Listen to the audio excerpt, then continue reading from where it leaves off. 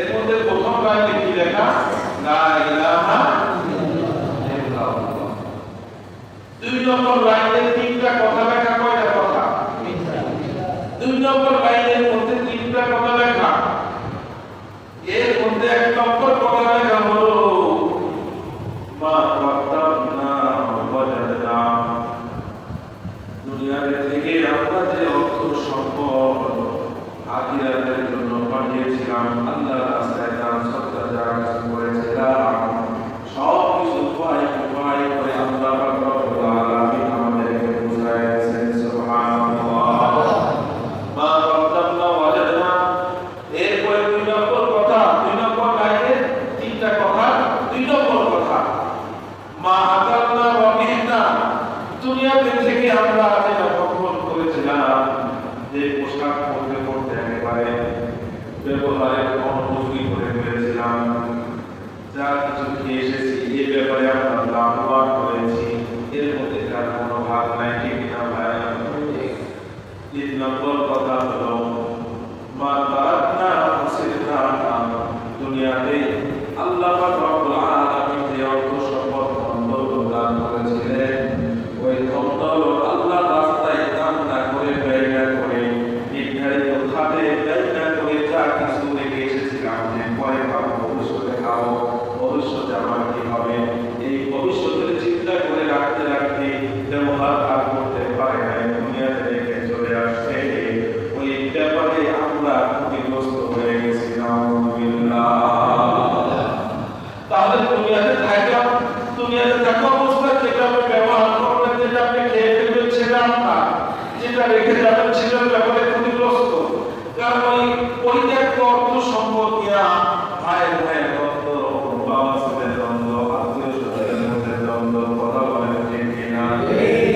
আমার দুনিয়াতে থেকে আখিরাতের জন্য যে অর্থ সম্পদ আপনি দান করে যাবেন, কালকে আমাদের মাঠে জান্নাতের গেটে দ্বিতীয় নম্বর লাইনের মধ্যে লেখা থাকবে, ও আল্লাহ, আমরা যা কিছু দুনিয়াতে তোমার রাস্তায় ব্যয় করেছিলাম, যা কিছু দান করেছিলাম, আজকে সব কিছু উপায় তোমার কাছ থেকে পেয়ে গেছি। সুবহানাল্লাহ। আজকে দারুল কওমে আবদার বিল মুনা, আজকে দারুল কওমে আবদার বিল মুনা, জান্নাতুল মাওয়াতিহা রাহমাতা। এরপরে জান্নাতের গেটে তিন নম্বর লাইনে লেখা থাকবে আব্দুল মুত্তিমন, বান্দা গুনাহগার, আর রব্বুল গফুর, আল্লাহ রব্বুল হলেন ক্ষমা করতে ওয়ালা, আল্লাহ রব্বুল আলামিন ক্ষমা করতে ওয়ালা। বলেন বান্দা গুনাহ করতে বেশি ভালোবাসে, ঠিক কিনা ভাই? বান্দা গুনাহ করতে ভালোবাসে, আর আমার আপনার রব ক্ষমা করতে বড়ই ভালোবাসে। সুবহানাল্লাহ। মাল্লাম ইয়াসআলিল্লাহ ইয়াগফির আলাইহি। দুনিয়াতে একজন মানুষ যত বড় অগ্রসর করে পারে, কোটি হোক না কেন, যত বড় টাকার মালিক হোক না কেন, বাড়ির মালিক হোক না কেন, গাড়ির মালিক হোক না কেন, আপনি যদি তার কাছে চান, বারবার যদি চান, সে বিরক্ত হবে, এটাই স্বাভাবিক, ঠিক না ভাই আমার? কিন্তু আমার আপনার রব এমন একজন রব আমরা পেয়েছি, যে রবকে আমরা পেয়েছি, ওই রবের কাছে যদি না চাই তাহলে যে আঘাত খেতে হবে। সুবহানাল্লাহ। মাল্লাম ইয়াসআলিল্লাহ ইয়াগফির আলাইহি। যে ব্যক্তি আল্লাহর কাছে চায় না, আল্লাহ রব্বুল আলামিন তার উপরে আঘাত দিতে হবে। এই জন্য চাও কার কাছে? আওয়াজ করে বলেন। নিজের সুখের কথা, দুঃখের কথা, প্রয়োজনের কথা কার কাছে ব্যক্ত করবো? আল্লাহর কাছে ব্যক্ত করবো। নিজের সমস্ত প্রয়োজন, নিজের সমস্ত রকমের একজনের কাছে চাবো, তিনি কে? আল্লাহর কাছে চাইতে হবে। পারা যাবে না ইনশাআল্লাহ। তো যে কথা বলতেছিলাম, যাকাত, আল্লাহ পাক রব্বুল আলামিন যার উপরে খরচ করেছেন, যাকাতের বিস্তারিত আলোচনা কিন্তু মোটামুটি হয়ে গেছে। যাকাতের হিসাব কি, কার উপরে যাকাত করব, এই সব কিছু আলোচনা হয়ে গেছে। এই যাকাত আল্লাহ তাআলা যার উপরে খরচ করেছেন, যাকাতটা দিবেন কাকে, কাকে আপনি আদায় করবেন, যাকাতের ব্যয়ের খাতগুলো নিয়ে আলোচনা বাকি ছিল। আল্লাহ রব্বুল আলামিন বলেন ইন্নামাস সাদাকাতু লিল ফুকারা'i ওয়াল মাসাকিন ওয়াল আমিলিনা 'আলাইহা ওয়াল মুআল্লাফাতি قلوبهم وفي الرقاب والغارمين في سبيل الله وفي السبيل فريضة من الله والله عليم حكيم.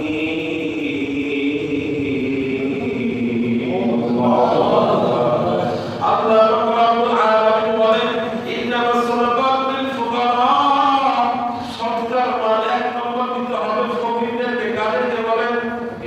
আরে আওয়াজ করে বলেন এক নম্বর অর্থ সম্পদ যাকাতের মাল, সরকার মাল, সেন্ট্রাল মাল এক নম্বর কাকে দিতে হবে? খাত আল্লাহ রাব্বুল আলামিন আটটা বর্ণনা করেছেন কোরআনুল কারীমের মধ্যে। সূরা তাওবার 60 নম্বর আয়াতের মধ্যে আল্লাহ রাব্বুল আলামিন যাকাতের ব্যয় খাতগুলো বর্ণনা করেছেন। আপনি কোথায় কোথায় আপনারা যাকাতগুলো দিবেন। এর মধ্যে এক নম্বর হলো ফুকারা, যারা ফকির। এখন ফকির কাকে বলে সেটা জানার দরকার, ঠিক কিনা ভাইরা আমার? অনেক ফকির দেখা যায় রাস্তাঘাটে চলে, পথে চলে, অথচ নিজের বাহ্যিক অবস্থা দেখতে মনে হয় যে বেচারায় বড়ই দারিদ্র, কিন্তু আভ্যন্তরীণ অবস্থা এই ব্যক্তি আপনার থেকে তুলনা করে ধরে, ঠিক কিনা ভাইরা আমার? প্রফেশনাল কিন্তু আছে না নাই? আমি এক ফকিরকে বললাম আমাদের জিজ্ঞাসা কতবার মসজিদে, জিজ্ঞাসা করার দরকার নেই, তাতে আলহামদুলিল্লাহ চলে। কতবার আপনার বলে কি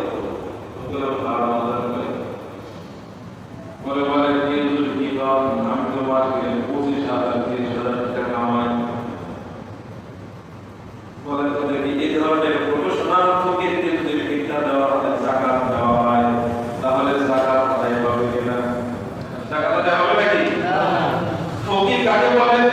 যে ব্যক্তি নিসাব পরিমাণের মালের মালিক না, যে ব্যক্তি নিসাব পরিমাণ মালের মালিক না এবং নিত্য প্রয়োজনীয় জিনিস তার কাছে নাই, আগামী দিন আগামী পরশু সে কি খাবে তার সেই ব্যবস্থাপনা তার ঘরের মধ্যে নাই, সে হলো ফকির। আর মিসকিনের সংজ্ঞা হলো মিসকিন। ফকির আর মিসকিন দুটো শব্দ আছে না নাই?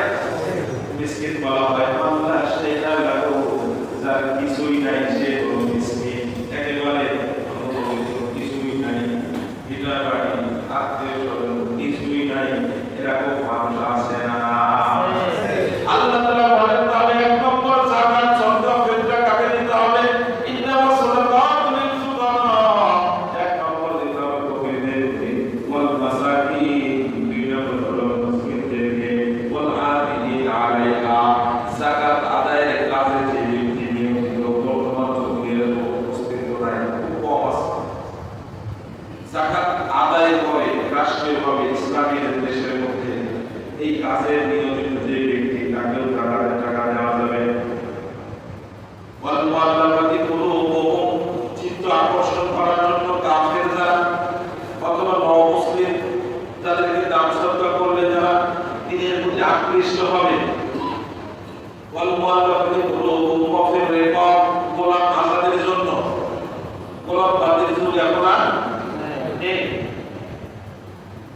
ওয়াল মুআল্লাফাতি কুলুবুহুম ওয়া ফির রিকাব ওয়াল গারিমিন, 6 নম্বর হলো গারিমিন, ঋণগ্রস্ত ব্যক্তি। অনেক অর্থ সম্পদের মালিক ছিল, টাকার মালিক ছিল, বাড়ি গাড়ির মালিক ছিল, কিন্তু হঠাৎ করে সে ঋণগ্রস্ত হয়ে গেছে, হঠাৎ করে সে দেউলিয়া হয়ে গেছে। এরকম আছে না নাই? বড় বড় মিল ফ্যাক্টরির মালিক, ইন্ডাস্ট্রিজের মালিক, কিন্তু হঠাৎ করে সে দেউলিয়া হয়ে গেছে, ফকির হয়ে গেছে, ভিক্ষুক হয়ে গেছে।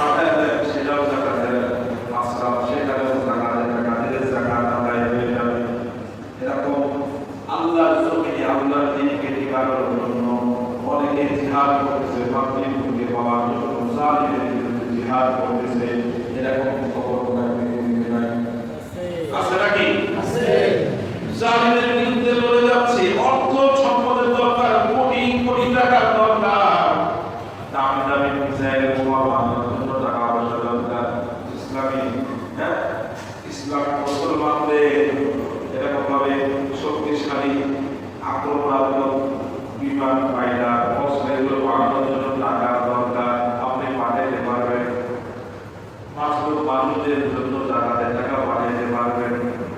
কারণ বাংলাদেশের থেকে হাফিজ সিসি কেবল নামে একটা সংস্থা, সেখান থেকে কিন্তু ওই গাজার মুসলমানদের উদ্দেশ্যে পাঠানো হচ্ছে।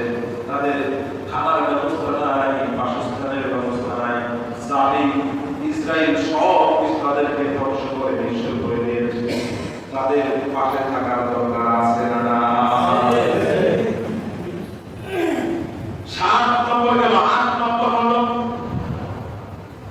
সাবিল মুসাফির।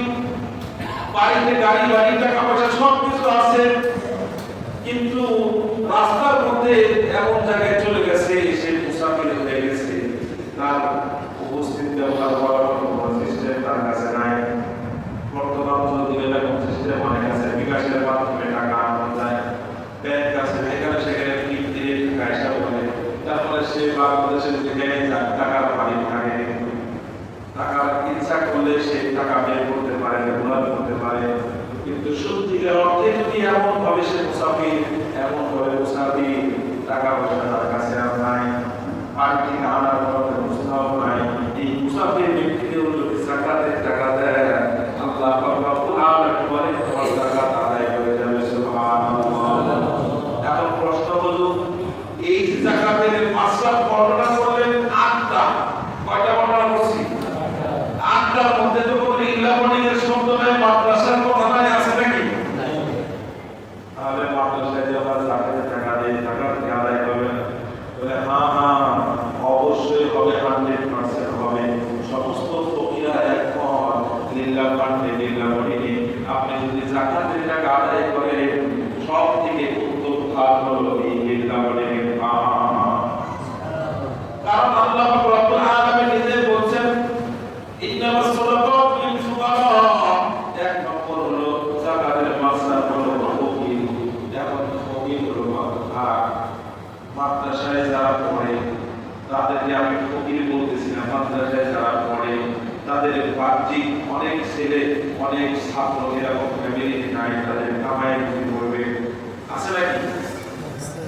ফকিরদেরকে আল্লাহ রাব্বুল আলামিন যাকাত দিতে বলছেন, ভালো কথা, কিন্তু কিছু ফকির আছে প্রফেশনাল, আর এমন একটা ফকির আছে যে ফকিরের প্রশংসা স্বয়ং আল্লাহ রাব্বুল আলামিন করেছেন, লিল ফুকারা'আল্লাযীনা উহসিনু ফি সাবিলিল্লাহ।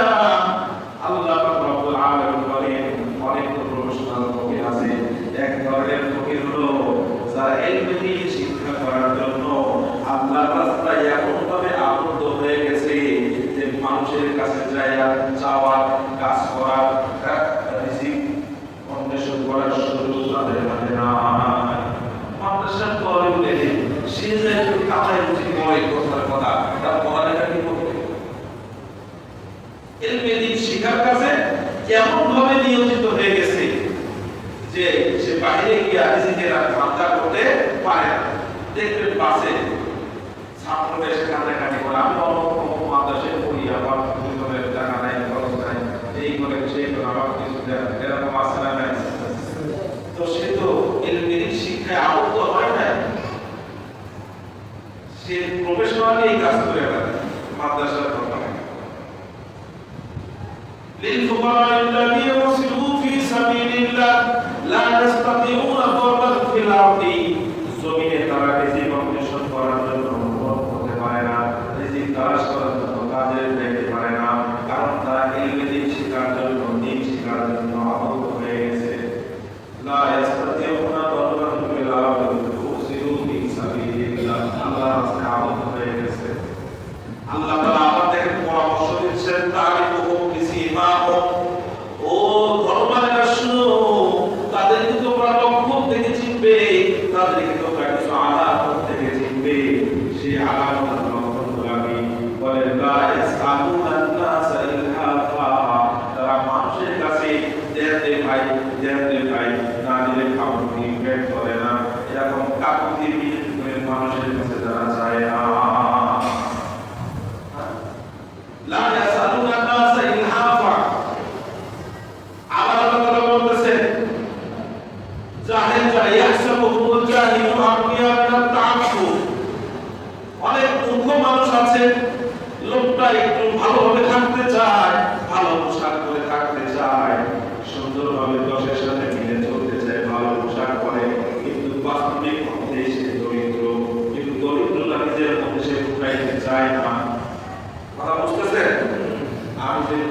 সিরাজ আমাদের তারপরে সিরাজ পয়লা কাম করে এটাকে বলে নিজের গাড়ির জন্য ফুটাইতে চায় না, ভালো পোশাক আদি পরে, ভালো পোশাক পরে। জাহেলেরা মনে করে আসলে হুজুর জাহিলু মিনাল তাম এটা তাম ইয়াহসাবুহুল জাহিলু আকিয়া মিনাত তাফুক। মানুষের কাছে কাকুতি মিনতি করে দাঁড় যাওয়ার কারণে জাহেল যারা তারা মনে করে লোকটা বড় লোক, কিন্তু আসলে সে গরিব ব্যক্তি, দরিদ্র মানুষ। আল্লাহ তাআলা বলেন তারিকুহুম বিসিমাহুম, তোমরা তাদেরকে লক্ষ্য থেকে চিনো, লা ইয়াসআলুনা নাসা ইলহাফা, তারা মানুষের কাছে কাকুতি মিনতি করে যায় না। এরকম শ্রেণীর মধ্যবিত্ত বলতে আমরা যেটা বুঝি, বিশেষ করে অনেক মানুষ এরকম আছে খুব কষ্টের মধ্যে আছে, ঋণগ্রস্ত, পরিবারের অনেক টাকার অনেক প্রয়োজন, অনেক হাজত আছে, কিন্তু মানুষের কাছে চাওয়ার মুদ্রাও থাকে না, মানুষের কাছে চায় না। একসাথে সমাজে বসবাস করে, একসাথে চলাফেরা করে, কিন্তু সে তার প্রয়োজনের কথা তার প্রতিবেশী, তার বন্ধুর কাছে বলতে পারে না। আল্লাহ বলেন তাদেরকে দেখে দেখে চিনে তাদেরকে দিবা, আমি আল্লাহ সব থেকে বেশি খুশি হয়ে যাব। তাহলে কয়গুলো এলেম যারা উলামায়ে কেরাম অনেক আছে, এখন কোনদিন প্রকৃতপক্ষে একজন আলেম এল ওয়াহিদ নূর যার সিরাত আল্লাহ তাআলা দিয়েছে, ওই ব্যক্তি কিন্তু কখনোই মানুষের হাতে ধরে পায় না, মানুষের কাছে নিজের জন্য কখনোই সে চায় না। সে চাইলে চায় নিজের প্রতিষ্ঠানের জন্য, মাদ্রাসার জন্য, ঠিক কিনা ভাই? নিজের জন্য চায় না, চাই কিসের জন্য? প্রতিষ্ঠানের জন্য, মাদ্রাসার জন্য। আবু হুরায়রা রাদিয়াল্লাহু তাআলা বলেন, দুনিয়ার মানুষের শুনো, মুহাজির সাহাবী যারা ছিল তারা ব্যবসা বাণিজ্য করত, আনসার সাহাবীরা যারা ছিল তারা এরকম ভাবে ক্ষেত খামারে কাজ করত। আর আমি আবু হুরায়রা আল্লাহর হাবিব সাল্লাল্লাহু আলাইহি ওয়াসাল্লামের দরবারে সব সময় পড়ে থাকতাম, ইলমের দিন শিক্ষার জন্য সব সময় পড়ে থাকতাম। আমি কখনো রাসূলের দরবার ছাড়তাম না, রাসূলের পিছু ছাড়তাম না। হতে পারে এমন আমি দূরে চলে গেলাম, আমি কোথাও কাজে চলে গেলাম, এই মুহূর্তে আল্লাহ রাসূল পুরো হাদিস বর্ণনা করবে, আর সেই হাদিসটা আমি আবু হুরায়রা শিখতে পড়া শুনতে পারবো না। এই জন্য আমি আবু হুরায়রার ব্যবসা বাণিজ্য ছিল না, আমি আবু হুরায়রার ক্ষেত খামারও ছিল না, আমি আবু হুরায়রা সব সময় কে না কে আল্লাহ রাসূলের দরবারে পড়ে থাকতাম। সুবহানাল্লাহ। আমার সম্পদের অবস্থা এমন ছিল, ভালো পোশাক ছিল না, ভালো খাবার ব্যবস্থা পর্যন্ত ছিল না। আমি আবু হুরায়রা খোদার যন্ত্রণায় যে কয়টা ভাত খাবো, কিছু আহার করবো, সেই ব্যবস্থা অনেক সময় থাকবো না। রাসূলের দরবারে কখনো খানা চলে আসতো, খানা দিয়ে আসতো, আমি পান করতাম, খাইতাম। আর যদি না থাকতো আমি উপোস থাকতাম, রোজা থাকতাম, তবু আল্লাহ রাসূলের দরবার ছেড়ে কোথাও যাইতাম না। খোদার যন্ত্রণায় অনেক সময় সহ্য করতে পারতাম না, আমি আবু হুরায়রা খোদার যন্ত্রণায় পড়ে থাকতাম। আমি আবু হুরায়রা খোদার যন্ত্রণায় মাটির সাথে পেট লাগাইয়া ঘোরাঘুরি করতাম। আর অন্যান্য মানুষেরা তারা ভাবতো যে আবু হুরায়রার কি রোগ হয়েছে, কি রোগ হয়েছে, এই ভেবে তারা ডাক্তার খানায় করতো। কিন্তু আমি আবু হুরায়রার তো কি রোগ হয় নাই, আমি আবু হুরায়রা খোদার যন্ত্রণা সহ্য না করতে পারে আমার পেটটাকে মাটির সাথে লাগাইয়া ঘষাঘষি করতেছিলাম। আজকে তাদের অবদানেই তো বুখারী শরীফ, মুসলিম শরীফ, আবু দাউদ, তিরমিজি, নাসাই হাদিসের কুতুবে সিত্তার এমন কোন কিতাব নাই যে কিতাবের মধ্যে আবু হুরায়রার হাদিস বর্ণিত নাই। সুবহানাল্লাহ। প্রত্যেকটা কিতাবের মধ্যে, প্রত্যেকটা হাদিসের গ্রন্থের মধ্যে আবু হুরায়রা রাদিয়াল্লাহু তাআলা হাদিস বর্ণিত আছে, আবু হুরায়রার হাদিস বর্ণিত আছে। তারা যদি খেয়ে না খেয়ে রাসূলের দরবারে পড়ে না থাকতে, আমরা আজ পর্যন্ত তাদের হাদিস পাইতাম না, ঠিক না ভাইরা? তাদের ত্যাগ ও তিতিক্ষার শিকারে বিনিময়ে তো আমরা আজকে এই হাদিসগুলো আমরা সাহাবায়ে কেরামের কাছ থেকে পেয়েছি, ঠিক না ভাইরা? এই জন্য যে সমস্ত মাদ্রাসার মুআল্লিম যেখানে ঋণটা ফাঁক আছে সেখানে বেশি বেশি আল্লাহর রাস্তায় কি করা, দান করা। এগুলো দান করলে মানুষের সেবা হয়, এগুলো দিলে মানুষের কি হয়, সেবা হয়, এগুলো দিলেও কি হয়, খেদমত হয়। সাহাবায়ে কেরামগণ সব সময় এরকম সচেতন থাকতেন কিভাবে মানুষের উপকার হয়, মানুষের খেদমত হয়। হযরত ওমর ইবনে খাত্তাব রাদিয়াল্লাহু তাআলা আনহু, হযরত আবু বকর রাদিয়াল্লাহু তাআলা আনহুকে দেখতেন প্রতিদিন ফজরের আগে দিয়ে কোথায় যাবেন। হযরত আবু বকর সিদ্দিক রাদিয়াল্লাহু তাআলা আনহু যায়, এরকম কিছু নিয়ে যাইতেন, দেখতে দেখতে আবু বকর প্রতিদিন যাইতেন, কিছুক্ষণ থাকতেন আবার ওখান থেকে চলে আসতেন। প্রতিনিয়ত আবু হুরায়রা রাদিয়াল্লাহু, হযরত আবু বকর রাদিয়াল্লাহু তাআলা আনহু এইভাবে তার আমলটা চালু রাখতেন। আবু বকর রাদিয়াল্লাহু তাআলা যেদিন দুনিয়া থেকে চলে যান, সেই দিন ওমর ইবনে খাত্তাব রাদিয়াল্লাহু তাআলা চাইলেন যে দেখি ওই আবুর মধ্যে কি জন্য যায়। আবুর মধ্যে গেলেন, গিয়ে দেখলেন একজন অন্ধ বয়োবৃদ্ধ মহিলা, বয়োবৃদ্ধ অসুস্থ একজন মহিলা ওই ঘরের মধ্যে পড়ে আছে। তিনি জিজ্ঞাসা করলেন যে আচ্ছা, প্রতিদিন একজন লোক আপনার ঘরে কেন আসে বলেন? বলেন কেন আসে, কে আসে?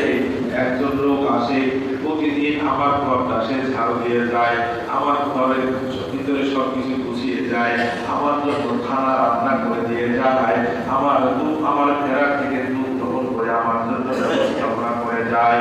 ওমর ইবনে খাত্তাব জিজ্ঞাসা করলেন, বুড়িমা আপনি জানেন না ওই লোকটাকে, কে এসেছিল আপনার কাছে, কে এরকম আপনার খেদমতের আঞ্জাম দিল? বুড়িমা বলেন, না আমি তো চোখে দেখি না, বলতে পারি না, তবে লোকটা খুব ভালো। একজন আসছে, এসে প্রতিনিয়ত সে আমার এই কাজগুলো করে দিয়ে যাচ্ছে, কিন্তু আজকে সেই লোকটা আসে নাই, আজকে সেই লোকটা আসতে পারে নাই। হযরত ওমর ইবনে খাত্তাব রাদিয়াল্লাহু তাআলা বললেন, বুড়িমা ওই লোকটা কেউ না, ওই লোক বলেন আমিরুল মুমিনিন হযরত আবু বকর রাদিয়াল্লাহু তাআলা আনহু। সুবহানাল্লাহ। জানাবে মসজিদ ও মেহরাব মেম্বার আবু বকর ওমর ওসমান হায়দার, জানাবে মসজিদ ও মেহরাব মেম্বার আবু বকর ওমর ওসমান হায়দার। তা সব সময় মানুষের খেদমত করেছে।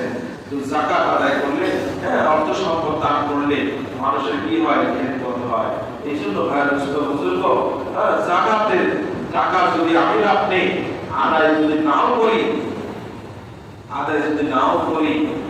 তাহলে কালকে আমাদের মাঠে এটার বিচার হবে কি হবে না বলে? যদি ইসলামিক রাষ্ট্র হলো, এই যাকাত আদায় করার জন্য বাধ্যবাধকতা সৃষ্টি করা হবে। আবু বকর রাদিয়াল্লাহু তাআলা রাসূলের ইন্তেকালের পর সাহাবীদের মধ্যে নতুন মুসলিম, বিশেষ করে নতুন মুসলমান, বিশেষ করে ইয়ামামাবাসীদের মধ্যে ফিতনা ছড়ায় গেল। রাসূল শেষ, রাসূলের দিনও শেষ, যাকাত টাকা আদায় করতে হবে। বলে নাউযুবিল্লাহ। আবু বকর তখন কঠোর হইলেন। আবু বকর রাদিয়াল্লাহু তাআলা বললেন, যা রাসূলের জমানায় উটের যাকাত, বকরির যাকাত, গরুর যাকাত দেওয়ার সময় যে রশিদের সাথে দিত, ওই রশিদের মধ্যে যদি কেউ অস্বীকার করে, আমি আবু বকর তার সাথে জিহাদের ঘোষণা করলাম। আল্লাহু আকবার। জিহাদের ঘোষণা করলাম। ওমর ইবনে খাত্তাব এসে আবু বকরকে আস্তে আস্তে বলে, ইয়া আমিরুল মুমিনিন, এখন তো একটু মুসলমানদের মধ্যে দেখতেছেন কি নাজুকতা, একটু মেহেরবানি করে একটু নমনীয় হন। যারা বলে লা ইলাহা ইল্লাল্লাহ, তাদের সাথে জিহাদ করার দরকার নাই। ওমর আবু বকরকে বুঝাইতেছে না যে তাদের সাথে জিহাদ করার দরকার নাই। আপনি কি শুনেন নাই, মান ক্বালা লা ইলাহা ইল্লাল্লাহ উমিরতু আন উকাতিলা নাস হাত্তা ইক্বালা লা ইলাহা ইল্লাল্লাহ, যতক্ষণ পর্যন্ত লা ইলাহা ইল্লাল্লাহ না বলবে ততক্ষণ পর্যন্ত তাদের সাথে জিহাদ করতে হবে। লা ইলাহা ইল্লাল্লাহ বলে আর জিহাদ করার দরকার নাই। ওমর ইবনে খাত্তাব বুঝাইতেছেন, আল্লাহ রাসূল বলেন, আসামু মিন্নি মালুহু ওয়া দিমাউহু, তার মাল, তার রক্ত সবকিছু নিরাপদ, যে লা ইলাহা ইল্লাল্লাহ বললে সুতরাং জিহাদ করেন। তখন আবু বকর ওমর এমন একজনের ধমক দিলেন, বললেন, ওমর শোনো, তুমি জাহেলিয়াতের যুগে ছিলে পাক, আর এখন ইসলামী ক্ষমতায় আসার পরে তুমি এখন নমনীয় হয়ে যাচ্ছ, আগে ছিলে বীর বাহাদুর, এখন নমনীয় হয়ে যাচ্ছ। তখন তিনি কসম করে বললেন যে আমি যুদ্ধ করব তাদের সাথে, যে ব্যক্তি বিভেদ সৃষ্টি করবে বাইনা সালাতি ওয়া যাকাতি, যাকাতের মধ্যে আর নামাজের মধ্যে যে বিভেদ সৃষ্টি করবে, অর্থাৎ নামাজ পড়তে হয় যাকাত না দিলেও চলে, নাউজুবিল্লাহ, এরকম পার্থক্য যদি কোনো ব্যক্তি করতে চায়, আমি আবু বকর তার সাথে জিহাদ ঘোষণা করলাম।